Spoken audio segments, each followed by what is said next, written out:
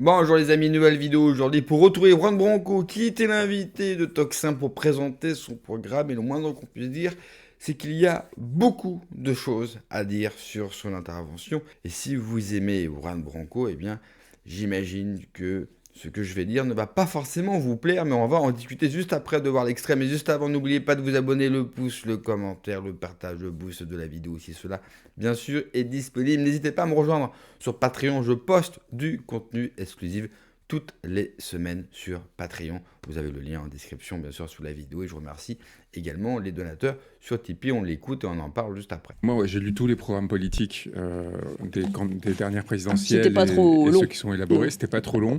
Et j'ai remarqué quelque chose, j'ai eu du mal à mettre les mots dessus, mais en fait, c'est que des déclarations d'intention. Oui. Et donc, on a essayé de prendre.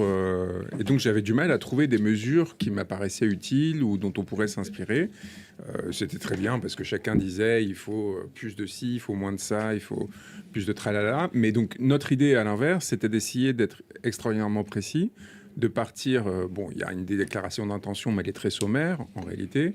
C'est très aride. Hein. Enfin, c'est vraiment pour des gens qui s'intéressent à la vie politique. Mais pour moi, en fait, la politique, c'est au sens le plus profond et noble du terme, parce que le sens le plus profond et noble de la politique, pour moi, c'est de s'assurer que les poubelles soient ramassées, que les gens aient à manger, à boire, qu'ils aient la capacité de créer et de poétiser leur vie par ailleurs.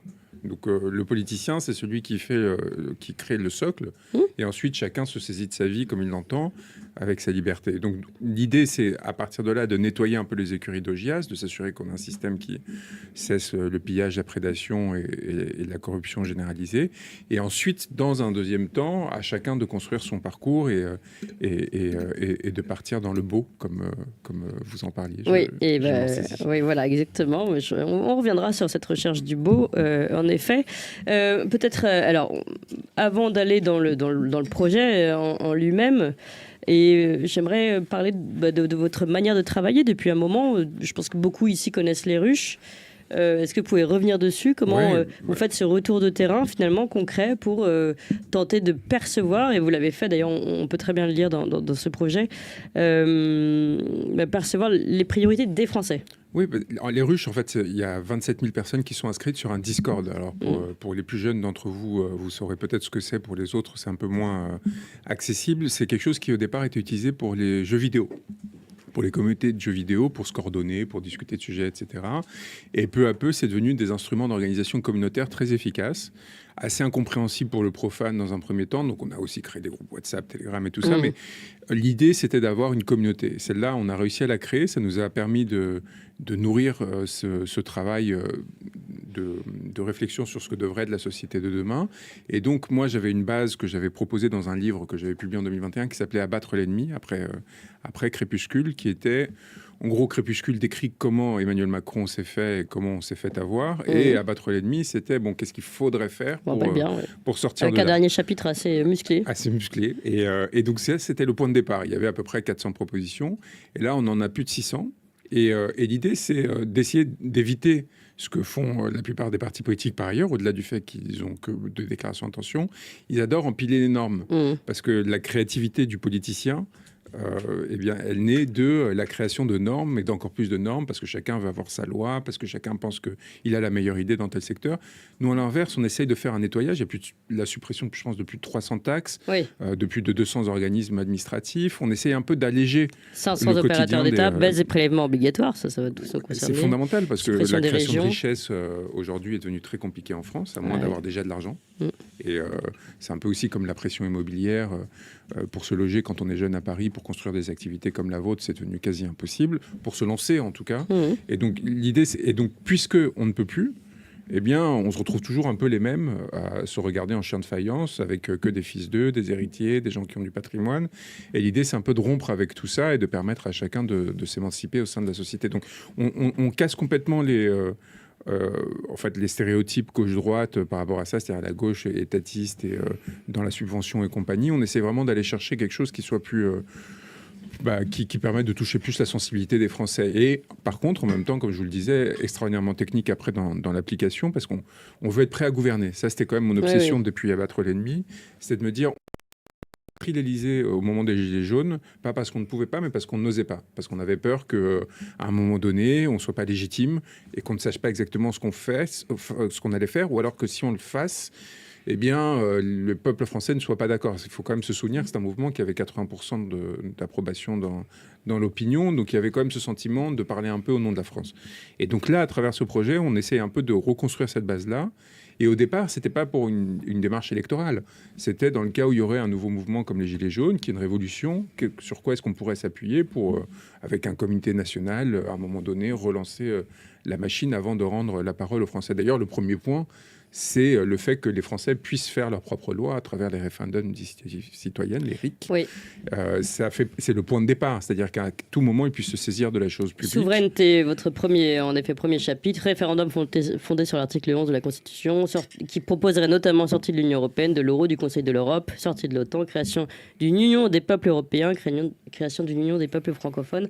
Et vous soulignez dans vos priorités d'ailleurs, souverainiser, RIC et mandat impératif et révocable, juré populaire à toutes échelles, référendum sur l'appartenance, on l'a déjà dit, nationalisation du marché de l'électricité, reprise du contrôle sur la politique monétaire. Franchement, on se dit oui, tout ça, c'est urgent. Je ne sais pas pour vous, mais moi, je n'ai absolument rien compris. Et ça, franchement, c'est impressionnant. C'est un métier, hein. Franchement, seul un professionnel peut reproduire ça. Ce qui est formidable avec Juan Branco, on se moque, nous, par exemple, de Jordan Bardella ou d'un Gabriel Attal, parce qu'ils sont jeunes, parce qu'ils n'ont aucune expérience, ils n'ont jamais travaillé de leur vie. Ils nous parlent, bien sûr, de la fameuse valeur travail. Les Français ne travaillent pas assez. Gabriel Attal, récemment, dans cet avou, a dit qu'il fallait remettre les gens au boulot et redonner le goût au travail. Et puis Jordan Bardella, hier sur CNews, a tout simplement déclaré que les jeunes ne commençaient pas le travail assez tôt. Et là, nous avons Juan Branco qui a fait les mêmes écoles, qui vient du même monde. Il a été dans la même école que Gabriel Attal, l'école alsacienne, qui est l'école privée la plus chère de France.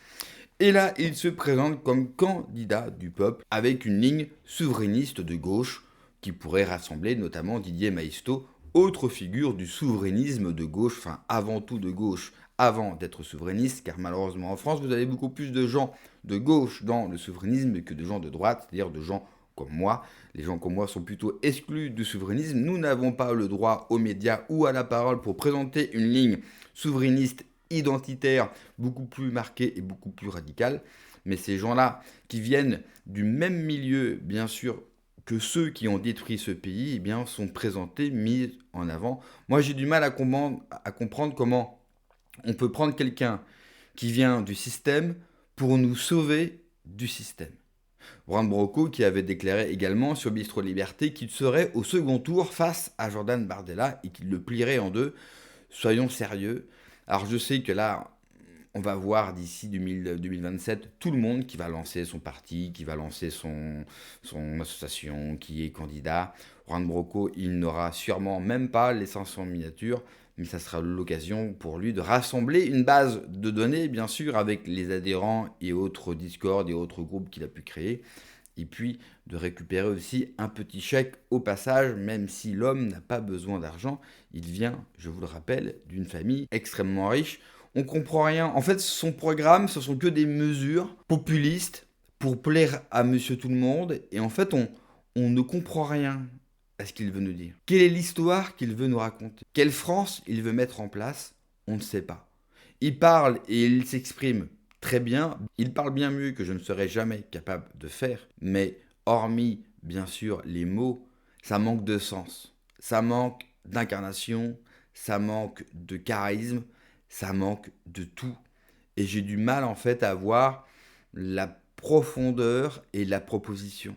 J'ai rien contre Juan Branco, mais j'ai du mal à voir ce que va apporter cette énième candidature dans le milieu souverainiste, parce qu'il s'apparente lui-même à du souverainisme très gauchiste.